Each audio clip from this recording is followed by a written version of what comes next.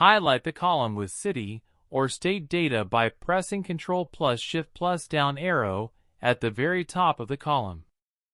Next, in the Data tab, select Geography as the data type. Next, insert a new column by right-clicking and select New Column.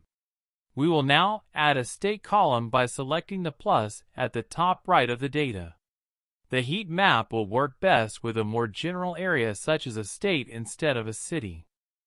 Now click the Insert tab and select the map icon in the Charts area.